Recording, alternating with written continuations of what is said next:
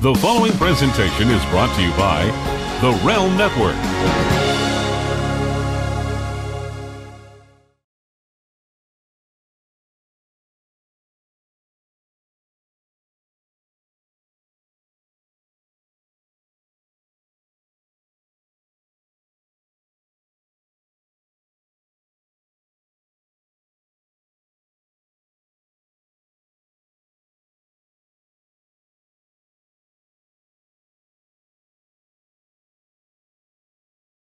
The Attitude Era is widely considered by many as the greatest product the WWE has ever had. Now, relive the entire journey with exclusive commentary, insights, and episodic discussion with head writer Vince Russo.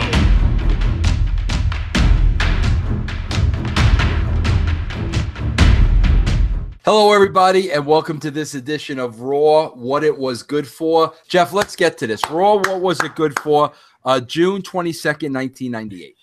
This is the go-home show for King of the Ring 98, and we opened the show with a Vince McMahon in-ring, and he introduces Kane, and there was two really big things that happened, at least two big things that happened in this opening segment. A, Kane, through Vince McMahon, challenges Austin to make the title match Sunday at King of the Ring a first blood match, which would be the first one in the history of the WWF. And then Kane speaks for the first time using a voice modulator or whatever they're called, up to his neck. And Kane reveals that if Austin accepts that first blood stipulation, and if Kane loses, he's going to set himself on fire. And then we see Paul Bearer on the satellite all upset about this. Bro, how cool was that voice box thing? Bro, how did Kane go from the voice box gimmick to the guy that was burnt to in a fire to he ran the company? Especially how Lawler later in the show is putting over how badly scarred his face is. Yeah, you know what I mean? I love that gimmick. I love that gimmick, bro. Vince can't talk over the Austin chants. I mean, freaking deafening Austin chance. It's nobody's trying to create it. It organically is happening with the people. Just freaking night and day. Like, they got to wait for a chant today, and then 100 people get together and they chant. And back then you couldn't talk over it. It was just too loud. I did not remember any of this. I did not remember any of this. And like when Kane, here's the beauty of it, bro. When Kane I'm watching it as a fan now because I haven't seen it so long. When Kane's making the statement, if I don't become the new champion, I'm going to set myself on fire. Well, bro, either Austin's going to lose the title and Kane's going to set himself on fire. You got to watch it now. Like, right. It's like there's no way out of this. It's like, either Austin loses or Kane sets himself on fire. So it's not like, okay, all right, yeah, this is Austin's opponent before he gets to Taker. Like, no, it's Austin. He's going to lose this match or we're going to see a man caught on fire. Bro, that's why you had to watch pay-per-views back then. Because, first of all, I don't believe Austin's going to lose the title. But second of all, if he doesn't lose the title, we're going to see a man set himself on fire. Like, so now that's the art of writing, bro, when you don't know what they're going to do. Because now, even if you understand the business, Jeff, now it's a matter of, I got to watch this just to see what they're going to do. Yeah, and that's the one note I had was it's not only do we have this match, but if people are on the fence, I don't want to really see Austin Kane. I'm not going to fork down the $50 or whatever it was at the time. Okay, well now this is going to happen. Kane may set himself on fire, and you may miss this if you don't watch the pay-per-view. Exactly. Yeah. And again, I'm going to refer to it's a different time. Okay. What does that have to do with the booking of the show? The fact that that's 1998, this is 2016. What does that have to do with the booking of the show? Yeah, and it's not taking an easy way out. You write yourself right into a corner where you have to do something drastic either way. And that's where a lot of things start, just exploding because of things like this. Yeah. So and that's where you get, Jeff, the payoff. They call it, you pay money and you get the payoff, because either way, either Austin loses or Kane burns. First match is next, and we have all of the quarterfinal matches for the King of the Ring on this episode. The semifinals and the finals will be at the King of the Ring pay-per-view, and this one is Ken Shamrock versus Mark Henry. Slaughter again sends the nation back to the locker room. Vader continues what happened last week. He attacks Mark Henry, allows Shamrock to capitalize and get the victory. Bro, let's also point out Slaughter is like borderline heel, and he's still sending the heels to the back. Even with Slaughter, when Slaughter, has to fight for Vince McMahon on this show, he fights for Vince McMahon. But when he's not fighting for Vince McMahon, he's getting the heels to the back, because this is going to be an even fight. And I'm going to ask you this, Jeff. Okay. Where does Rock find the balls, the cojones, bro, to come down to the ring wearing a pair of shorts like that, bro? That's all that I'm freaking thinking. Bro, the balls of this guy to come down to the ring wearing Bermuda shorts. But, bro, you know what's better than that and what tops it every single week? And I've said this before, bro. What? Owen sunglasses. Bro, there's just something about Owen Hart trying to be a tough guy. And, bro, maybe it's because you had to know him. So, like, maybe it's a little bit more with me. Like, bro, Owen was the farthest thing from a tough guy you would ever want to meet. So when he's coming down to the ring wearing sunglasses indoors to try to be the tough guy, every time I see that scene, I just go absolutely hysterical. But, bro, I love in the King of the Ring matches, all of them, bro. I love the way, like, we're beating people. We're beating people. All these guys, bro, both Outlaws got beat. Like, no matter how high they are, we're beating them in plausible ways. You don't see that anymore. And, bro, another thing I wanted to point out, you're going to see this as we go along. Bro, this was a belly-to-belly finish. A belly-to-belly finish. Jeff, I want you, as we go through this show, see how simple the finishes are. One move, Shamrock, belly-to-belly, over. 1, 2, 3. That's what's missing, bro. That's what's missing. That's my new thing. If I'm waiting for the phone to ring, and praise God, if my phone ever rings, and Vince and Dixie call me, the first thing I'm going to tell them, Jeff, is here's rule number 1. This is the first thing we sit down and tell the agents. Rule number 1: keep the match in the ring. Period. End of story. The match does not leave the ring. By the match not leaving the ring, Jeff, that forces everybody to get back to the psychology of the match. You've got to work within these 4 sides. You're not going outside. And we're going to get to that in a minute. You're not going outside. We're getting back to the psychology of the match. Bro, a belly-to-belly here, beat Mark Henry, and you believed it. You freaking believed it. Times have changed. No, bro, these finishes you believed. Today's finishes are ridiculous, bro. They're absolutely ridiculous. Go ahead, Jeff. We see Edge lurking in the crowd, and we're told he's going to debut tonight. We get another Super Soaker commercial. Come back from that, we see Edge again in the crowd. So that's a theme that's playing up, leading up to Edge's debut. And then we have another match. It's Dustin Runnels versus X-Pac. X-Pac gets the win. Chyna assisted and tripped up Dustin when he went to go off the ropes. After the match, Dustin wanted to shake X-Pac's hand, but X-Pac, gives him the suck it and won't shake his hand.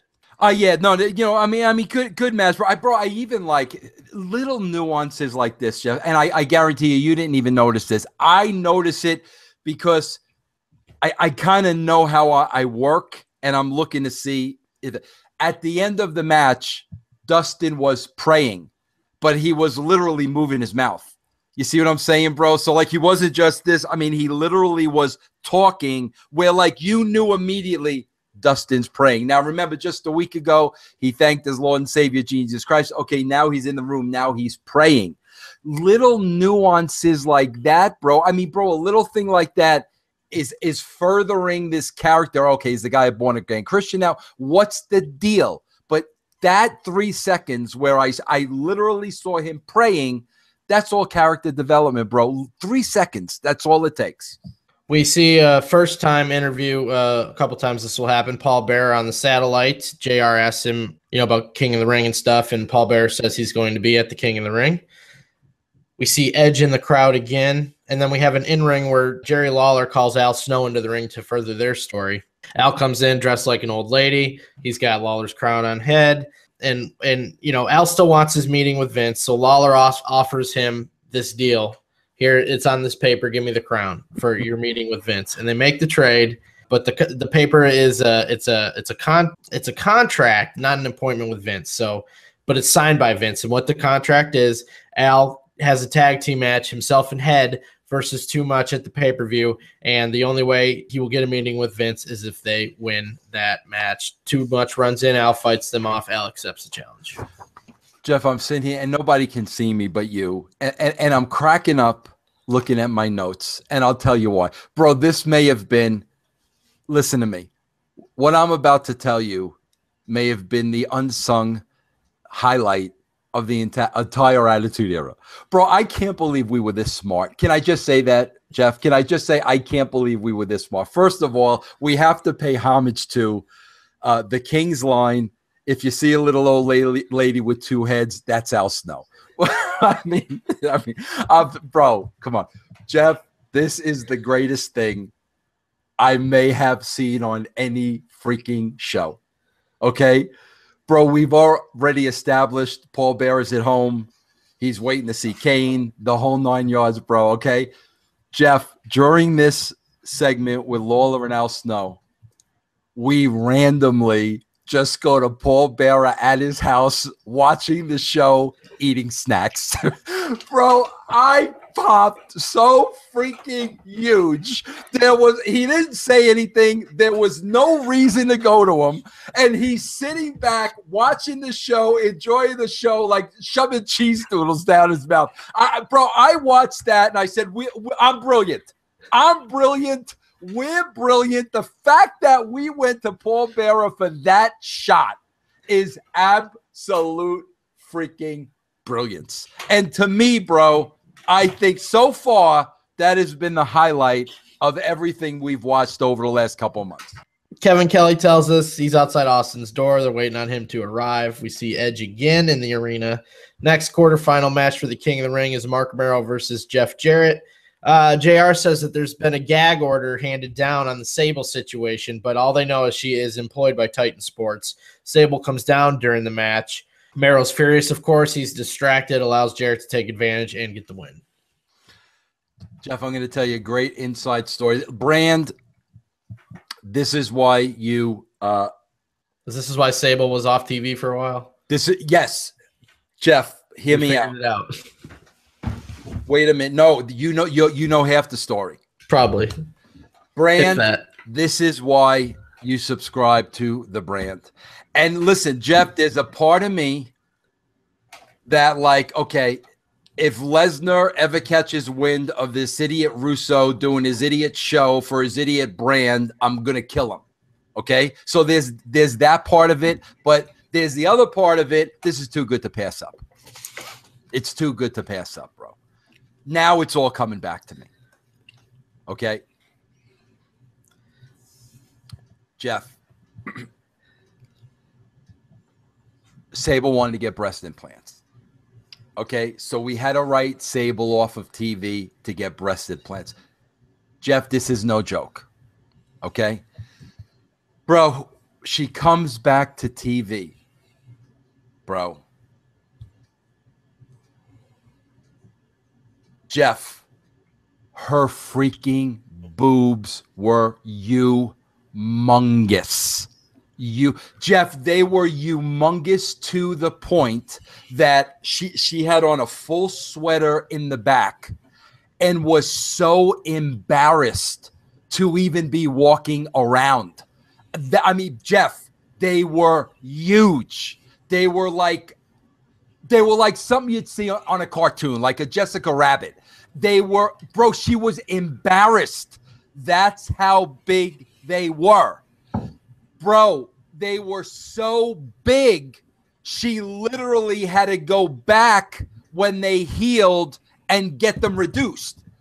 So she got a breast enhancement. They made them freaking freakishly huge. She had to go back to get them reduced. So, like, my only question is, I don't know if you're seeing the freaky boobs here. I think you're seeing the freaky boobs. We're going to know a couple of episodes later if she's smaller, bro. But I think you're seeing the freaky boobs. And, bro, I swear to God, this is a true story, Jeff.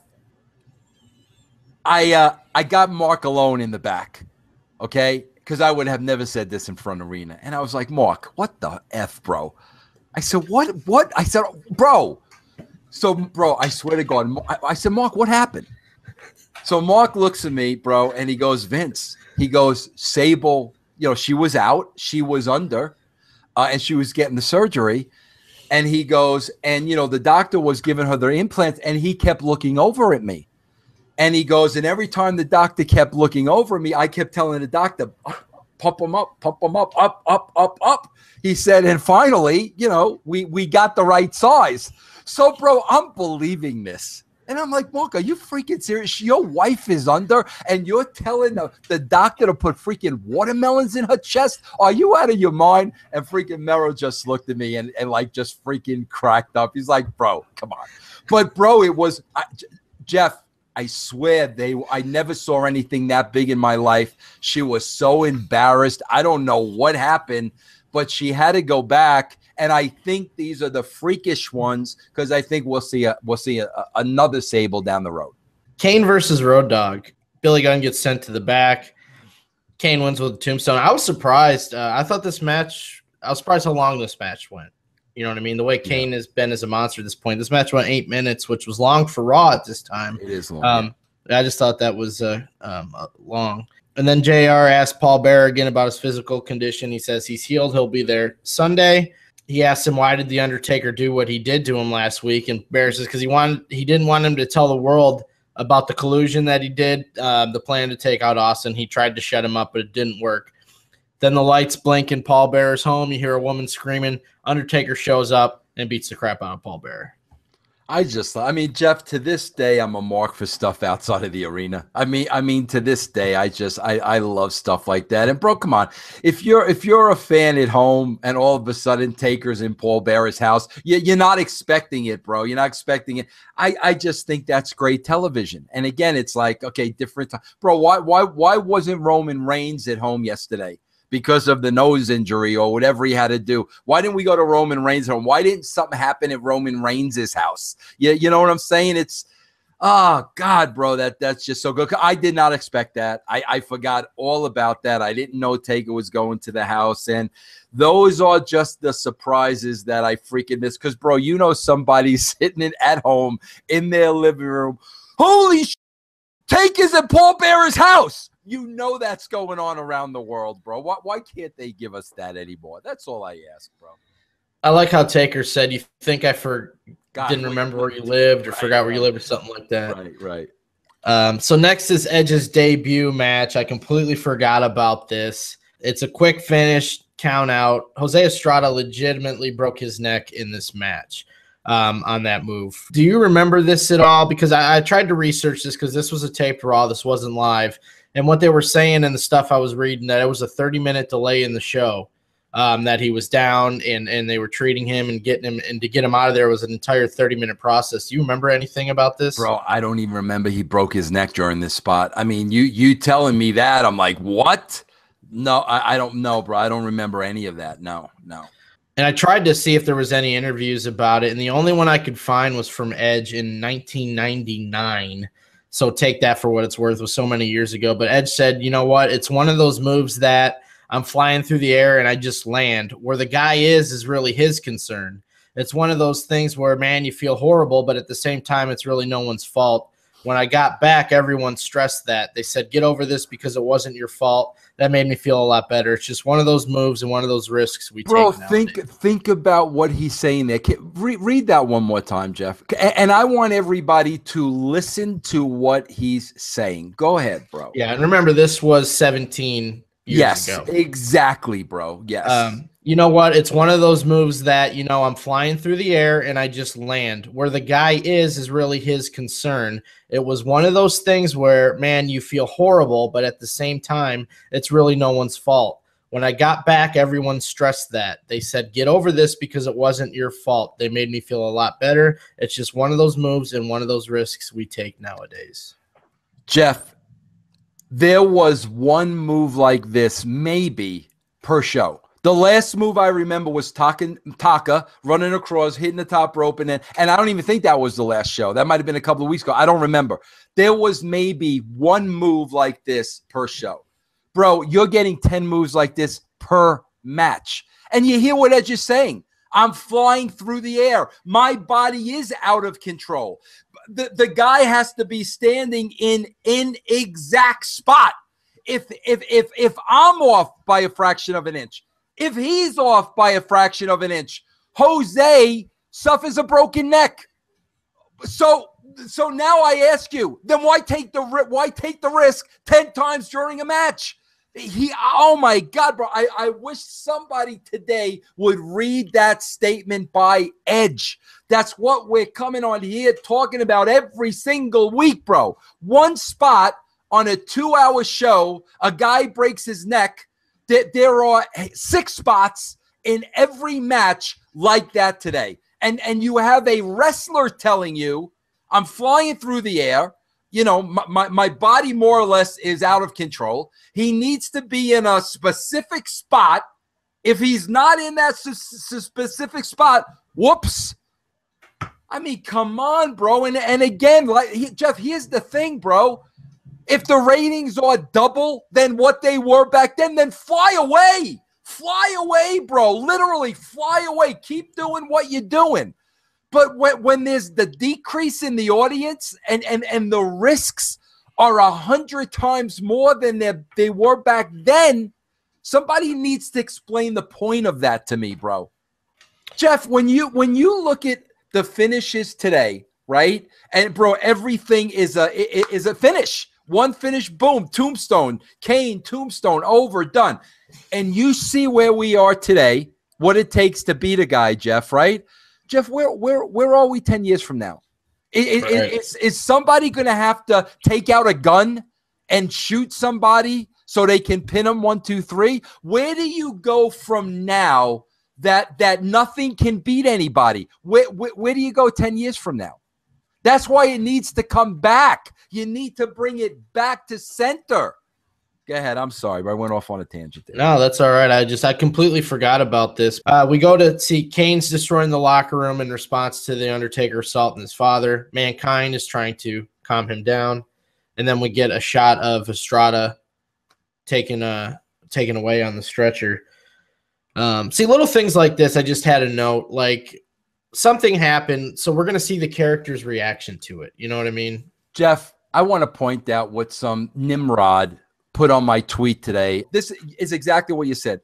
This guy, I guess, was listening to the Austin podcast, and he made the comment, Russo talking about, wrestling being consistent is like Martha Stewart talking about racial insecurity or whatever the idiot said, right? Okay, bro. Paul Bearer just got attacked at his home. Kane is freaking out. Mankind is trying to calm down Kane. Mankind's got to go out, and wrestle a match. He's worried about Kane. As soon as the match is over, Mankind goes back to find Kane. Can you get any more consistent than that, bro? Is there any more consistency in storytelling? That's what I hate about Nimrods like this idiot, that you throw blanket statements out there because you're an internet wrestling mark and you listen to people like Little Johnson. So, Russo's writing was consistent. Yeah, guess what, idiot? It was consistent because that kind of consistency, Jeff, you'll never see today. You'll never, ever, ever, ever see that today. So you want to talk to me about consistency? We followed that story from A all the way to Z, bro. So take your Martha Stewart, shove it up your backside. You're blocked now. Go harass Kanye West. Go ahead, Jeff. We have the third King of the Ring quarterfinal match next. Dan Severn versus Owen Hart. Owen throws a chair into the ring, and Severn picks it up. It looked like Owen was trying to trick him into getting himself disqualified. But while he's outside the ring, X-Pac runs out, wails him with the chair. Looked like a legit cut on the back of his head. I went back and watched the replay. He nailed him. That totally hit him in the head. That had to hurt. Well, I gotta tell you, Lazy Lane doing a lot of research with the Edge quote was very valuable for this conversation today. Very valuable. Knowing Jose Estrada broke his neck, very valuable. Replaying this to see if he took it the hard way. Lazy Lane, baby. Lazy Lane. Go ahead, bro. So after that, it allows Severn to get a submission on. He gets the win. The Nation runs out to check on Owen, and you see a good shot of that bleeding from the back of his head. And then we're getting ready to go into the next match, which is Rock versus Triple H, the last quarterfinal match. So we kind of bookend some commercials in here. We come back. Rock is still in the ring. He calls out DX. The refs come out. The officials are holding them back. We go to the second commercial, come back. Now we have the match. It's The Rock versus Triple H. Let me stop you right there, bro. Sure. Major faux pas here. Major faux pas. And I looked at this and I'm like, you guys let this slip through the crack. Me. Yeah, we let this slip through the crack, and we should never have let this happen. And I can't believe we made the error. I know why we made it, but that's no excuse. We should have never made the error. Bro, freaking Road Dogg coming out after Kane tombstoned him. Road Dogg should have been dead. That was not protecting Kane. Now, here's what we're thinking. They came out to brawl with the Nation. So if you don't have Road Dogg, then Nation's got the numbers, and they're going to lay DX out. We're not thinking. What we should have done is, since Road Dogg's laid out in the back, and he should have been, especially with Kane going to the pay-per-view. I mean, Road Dogg should have been dead. Those guys should have came out with weapons. And then the announcers could have sold. Kane kill Road Dogg. He's in the back, blah, blah. So major faux pas and error. And, bro, to add insult to freaking Road Dogg is dancing on his way back to the curtain, which I was like, oh, bro. Like, oh, did we screw that up? The match is The Rock versus Triple H. Chyna tries to interfere. She does interfere successfully, but The Rock kicks out. And then she tries to interfere again with the belt. The Rock sees it coming, avoids it. So the ref goes to scold Chyna. Triple H gets Rock for the pedigree. Rock hits the low blow with the ref not looking. He hits like a perfect plex, fisherman suplex for the win. And then DX runs in, and we have that brawl, and refs break it apart. So, bro, how many times from here on in with the current product does Lazy Lane think he'll be able to say fisherman suplex for the win? How many times? How many times do you think you'll get the opportunity to say that, bro? Yeah, probably never. Probably never. So now the King of the Ring semifinals are Shamrock versus Jeff Jarrett and The Rock versus Dan Severn, and those will be on the King of the Ring. And I love the fact, bro, it's purposely set up that way because everybody thinks it's going to be Shamrock and Severn. I mean, that's what I'm thinking. I don't even know who won the next matches. I don't even know, but I know that's what we're trying to do. Yeah, I know who won the King of the Ring. I don't. I don't want to spoil it for people that may be watching this for the first time, but I don't remember who the opponent was in the match, so I'm not sure. We see Mankind consoling Kane again, and he tells him, hey, stay here. I got something he has to do. He goes to the ring. Lights go down. He starts cutting the promo on the Undertaker for attacking Paul Bearer. At the same time, the Hell in the Cell cage is lowering. Great promo, by the way, too. Yeah. Great. Only Mick Foley could come up with that, bro. Nobody else could come up with that. Yeah, my favorite line was that he sees his last act on Earth will be him urinating on the Undertaker's grave and call him a cowardly son of a bitch. Yeah, that was great. And then he says he guarantees that he'll have a surprise for everyone that they will not soon forget. Talks about King of the Ring. Kane will have the title. He'll get his revenge, and Paul will have the Undertaker's soul. Obviously, with the cage down, that's playing up the pay-per-view. They're in the Hell in the Cell match, the infamous one. Can't wait to cover that show, by the way, next week. And then DX music hits for the main event, and the Cell starts to rise. Incredible, bro. Last match, Mankind, Billy Gunn. Ref throws Chyna out because he catches her interfering in this one, so she gets ejected. Mankind ends up getting the win with the mandible claw, and then he immediately hauls for the back, and he's still looking for Kane. Following the story, he told Kane, "I'll be right back. Don't go anywhere." Goes back. Kane's gone. Jeff, how freaking, and Jeff, I said this all the time. As a matter of fact, bro, there's the interview with Austin coming up on our side. It wasn't on his show. And we talk about some great stuff, bro, like who the toughest guys legitimately are in the WWE and stuff like this. And, you know, I've said this a million times, and I said it with Austin yesterday. Billy Gunn was by far the best, purest athlete I ever were. I think you could have put Billy on a football field, a basketball field, bro, baseball, thoroughbred. Bro, did you see that freaking drop kick? Yeah, like Paul Roma, man. Paul Roma always had good drop kicks. But, bro, a guy that size, Paul Roma is half the size of Billy Gunn. Bro, a guy that size, the height. And, Jeff, do you notice this, too, about back then? And again, I'm noticing because I'm watching the shows back to back. Bro, do you notice during the Attitude Era, very few replays? Like, it really had to be something, like, spectacular to get replayed. Bro, today, like, literally, there are 3-4 replays in every single match. We didn't have the replays, you know, back then. Big difference, bro. But, yeah, that drop kick, just unbelievable. And, again, what did Mick beat him with? The claw. Get the claw over. How do you get anybody's finishing move over if it doesn't beat anybody? So Sable comes out next, and she introduces Stone Cold Steve Austin. We don't know the story. Vince McMahon rehired her. He's doing her. She's like his PR or whatever it looks like at this point. You know what I mean? So Austin comes out. He tells Sable to give Vince a message. He grabs her hand, props up her middle finger, and tells her to go shove that into Vince's face and says it's from Stone Cold. Sable thinks it's funny. You can tell, even though was rehired by Vince, that she's still a babyface the way she's acting with these people. Austin accepts Kane's first blood stipulations, and then Kane comes out on the stage, raises his hand. A bunch of red liquid falls from the ceiling. Looks like Austin just got covered in blood, and Kane gets his voice thing out again, and he says, "This Sunday, the blood will be for real." And we go off the air with an awesome shot of Austin just drenched in this red liquid. Yeah.